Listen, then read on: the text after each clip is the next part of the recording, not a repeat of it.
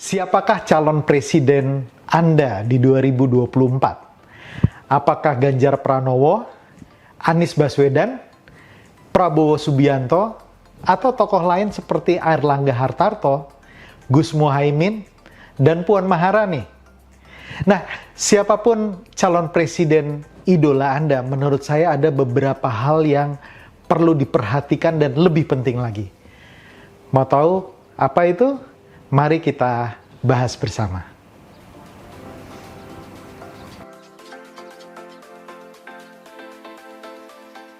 Hai Sobat Politician Academy, kembali lagi dengan Bunggas Chandra, Coach Politician Academy.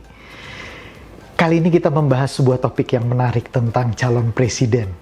Ya, saya tahu bahwa sekarang pun tensi sudah mulai memanas. Suasana sudah mulai menghangat dengan munculnya nama-nama calon presiden. Ada 3 nama yang hampir di setiap survei selalu ada di bagian yang teratas, yaitu Anies Baswedan, Ganjar Pranowo, dan Prabowo Subianto. Hampir setiap bulan lembaga survei rajin mengeluarkan hasilnya, dan teman-teman bisa melihat hasil survei dari lembaga-lembaga tersebut. Nah, tentu saja ada survei yang objektif, betul-betul memperlihatkan hasil yang sebenarnya. Ada survei yang dipesan oleh capres maupun tim sesnya. Ada survei yang bertujuan untuk mengarahkan opini publik. Nah, yang saya minta tentu saja dari teman-teman untuk bisa kritis melihat ini semua. Terlepas dari apapun pilihan teman-teman di 2024, siapa capres yang diidolakan oleh teman-teman di 2024 ini, saya ingin mengajak teman-teman berpikir dan berkontemplasi lebih dalam menghadapi Pilpres 2024 ini. Negara kita sudah melaksanakan Pilpres secara langsung dan kita sudah menyaksikan 2019 terjadi polarisasi masyarakat yang sedemikian besar akibat adanya kontestasi Pilpres ini. Kemudian di 2017 di Pilkada DKI kita merasakan juga dampak buruknya bukan hanya untuk DKI tapi secara nasional.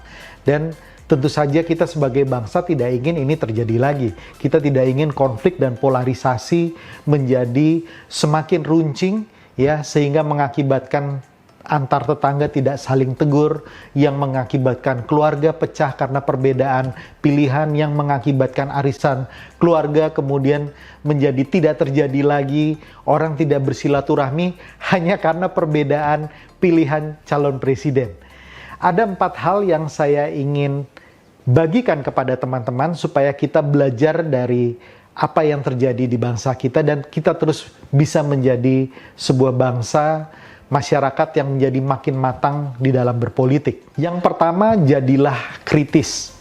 Kritis dengan apa? Kita tahu semua dengan munculnya capres-capres tentu saja tim ses otomatis akan muncul dan terbentuk. Tentu saja fans-fans dari capres-capres ini sudah mulai banyak, dan juga yang mulai muncul juga adalah buzzer-buzzer yang tidak bertanggung jawab dari pihak-pihak yang mau memenangkan capresnya tentu saja gitu ya. Dari semua pihak.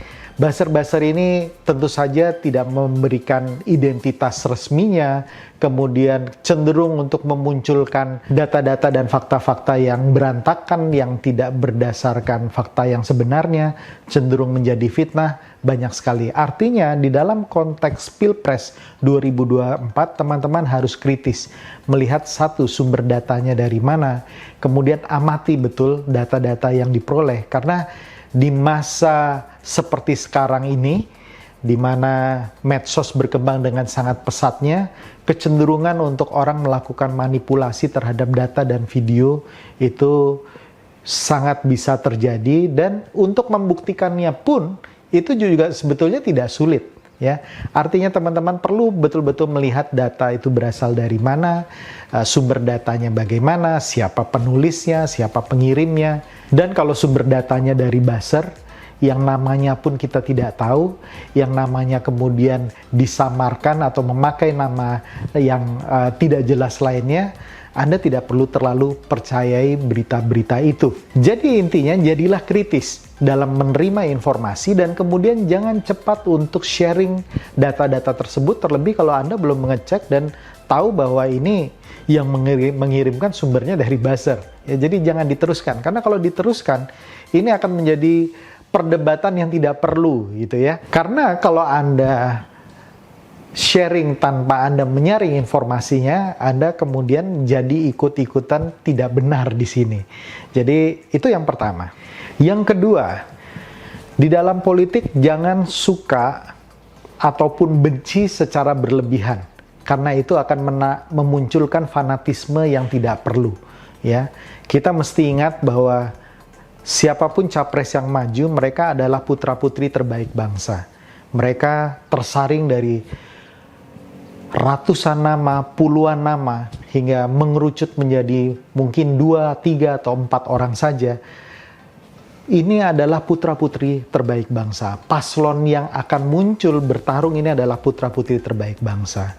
Oleh karena itu, mereka masih manusia, ya. Mereka juga pasti mempunyai kelebihan dan kekurangan. Mereka pasti mempunyai prestasi di satu sisi, tapi di sisi lain mungkin mereka juga memiliki kegagalan. Nah, kita harus bisa proporsional melihat ini semua.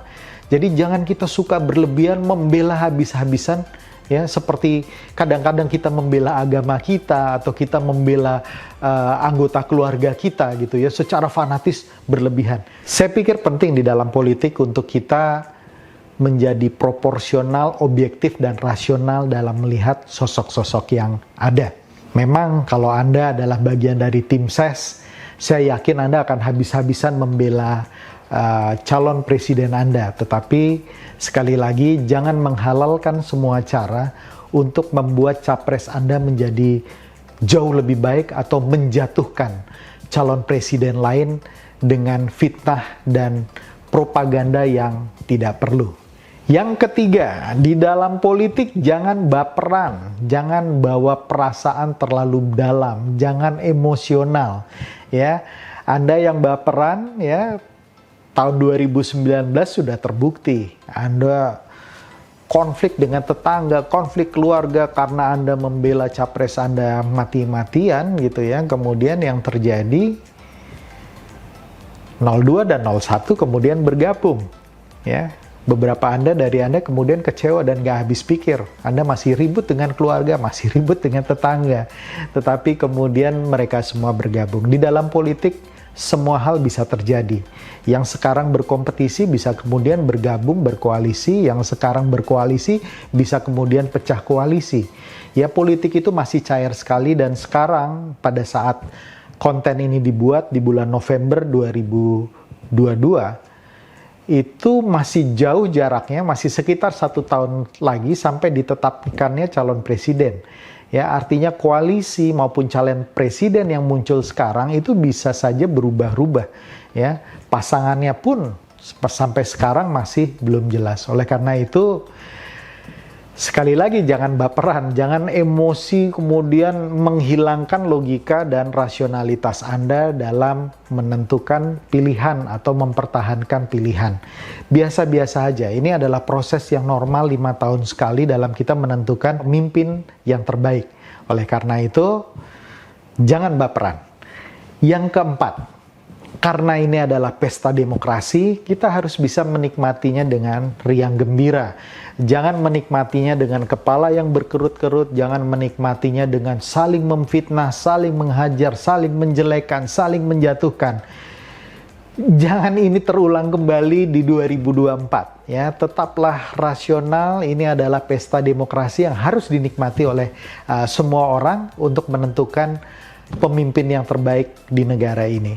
Nah, dalam konteks ini juga saya minta untuk teman-teman tidak melakukan golput. Ya, golput adalah kelompok-kelompok yang anti politik, apolitis, kemudian mereka kecewa dengan pemerintahan, mereka kecewa dengan pemimpin-pemimpinnya, kemudian memutuskan untuk tidak mencoblos di 2024. Usul saya, kalau Anda mau membuat masa depan yang baik bagi negara ini, pilih salah satu dari sekian capres yang tadi saya sudah sebutkan pertama, kalau mereka akhirnya muncul menjadi paslon yang legit yang akan muncul nanti. Jadi jangan pernah tinggalkan tanggung jawab Anda sebagai warga negara dengan tidak memilih, karena menurut saya itu adalah perbuatan yang tidak bertanggung jawab. Nah, demikian 4 poin dari Politician Academy. Semoga bisa membantu Anda untuk bisa menghadapi Pilpres, Pileg, kemudian nanti Pilkada juga di 2024 dengan lebih rasional, dengan lebih baik, dan kemudian membuat peristiwa-peristiwa kelam dari pemilu-pemilu sebelumnya tidak terjadi lagi. Selamat berpesta demokrasi, semoga bisa membantu dan salam perubahan.